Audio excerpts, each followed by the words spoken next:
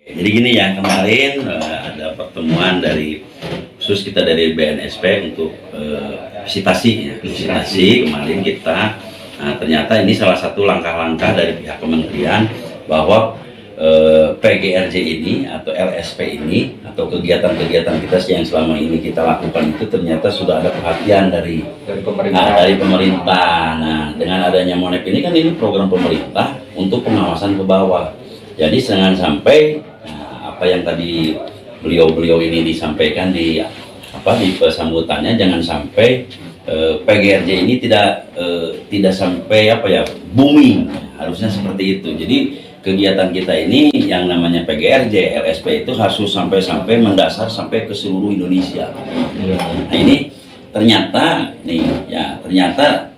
ini perlu diketahui sama rekan-rekan kita semua, GMer semua, anggota PGRJ, bahwa LSP LSP yang sekarang kita bangun itu baru pertama, Antis ya, baru pertama dari segalanya. Cerita juga untuk yang penyehat tradisional ini baru pertama yang tersertifikasi. Ya, yang tersertifikasi. Sunda ini. Ya, makanya tadi jaga keoriginalannya katanya, karena banyak pengomat tradisional yang di luar Indonesia itu mulai masuk. Nah, nanti tahun 2025 katanya kita sudah jelas yang namanya era globalisasi, dari semua lini dunia itu ada di kita.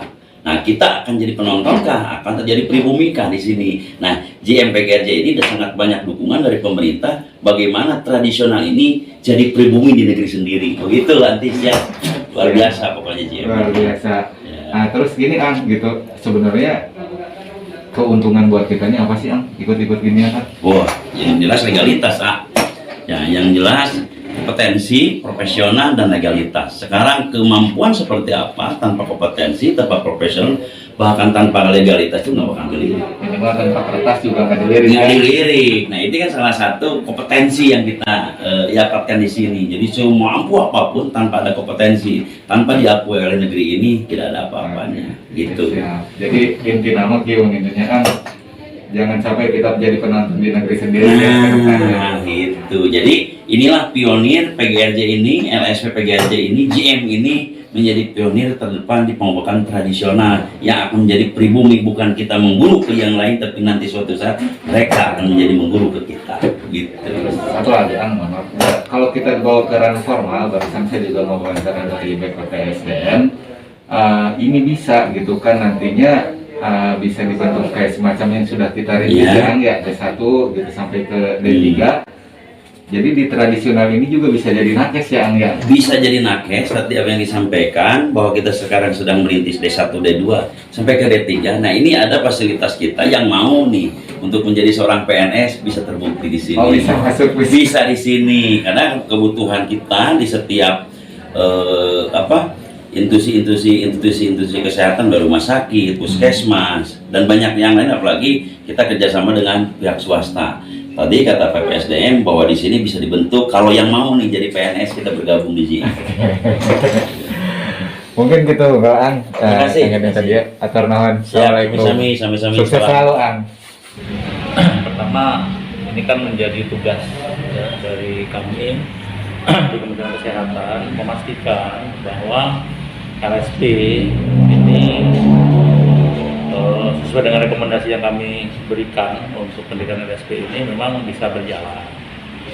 Jangan sampai sudah ada LSP tapi ternyata tidak jalan gitu atau berhenti. Jadi kan itu sia-sia yang sudah kami lakukan di kementerian ya. Kemudian yang kedua juga kami ingin melihat praktek baik good practice-nya. Seperti apa sih gitu, pelayanan yang diberikan seperti apa tuh? Itu penting agar kami bisa mengidentifikasi apakah tenaga ini benar masuk di kelompok tenaga kesehatan, bisa dikembangkan ke depan menjadi tenaga kesehatan atau hanya menjadi tenaga penunjang saja gitu kan.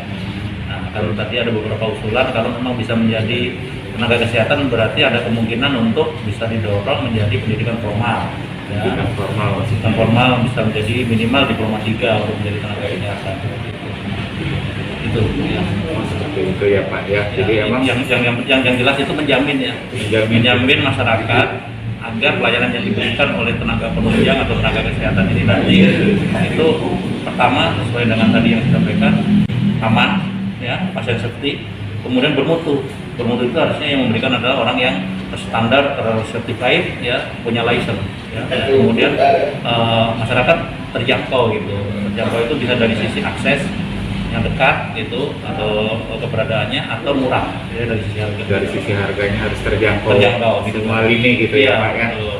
Oke, berarti dengan adanya yayasan dari Nur Sunda ini masuk ke LSP, intinya secara kualitas, secara harga, semuanya harus bisa terjamin ya Pak ya. Ya. Semua, dan itu juga diawasi berarti sama Kemenkes ya Pak. Ya, kami melihat dari sisi pasien safety ya, Ya. dari sisi keamanan pelayanan yang diberikan kepada masyarakat. Karena pemerintah itu, presiden itu kan dipilih oleh rakyat, dan rakyat itu memilih presiden itu punya menteri sebagai pembantu. Betul. Kemudian menteri itu dibantu oleh pegawai negeri yang ada di belakangnya gitu, yang ada di mana. Makanya kami selaku aparatur sipil negara memastikan bahwa LSP ini bisa menghasilkan tenaga kesehatan yang kompeten, ya, kemudian bisa dalam pelayanan aman bagi masyarakat, gitu. Selain yayasan kita apa ada yang lain Pak sementara? Selama ini yang sudah mendaftar LSP-nya baru satu. Baru satu. Baru LSP ini sudah ini. Ya. Khusus yang asli di Indonesia baru ini. Baru ini Makanya aja ya Pak. ya kami mendorong gitu untuk pelayanan kesehatan yang berbasis kepada Tradisional. kearifan lokal itu juga jangan hanya LSP ini aja atau yayasan Nur Sunda aja saja, tapi juga bisa dikembangkan bukan hanya di Pasundan gitu, ya, mungkin di tataran tanah Jawa yang lain juga bisa. Harus ada, Bali, Papua itu nanti punya potensi gitu. Ya, terus ini Pak, harapan dari Kemenkes kita perwakilan dari pemerintah Pak untuk kami Pak dari Yayasan Nur Sunda ini Pak, Ya. kita harus seperti apa gitu, seperti itu Pak. Ya. Harapan. Tadi sudah saya sampaikan ya ke yayasan juga, ke Dewan Pengarah dari yayasan ini bahwa kami dorong ya, pertama kan ada keinginan untuk menjadi pendidikan formal gitu ya. Tapi untuk menjadi pendidikan formal itu yang pertama harus diperhatikan adalah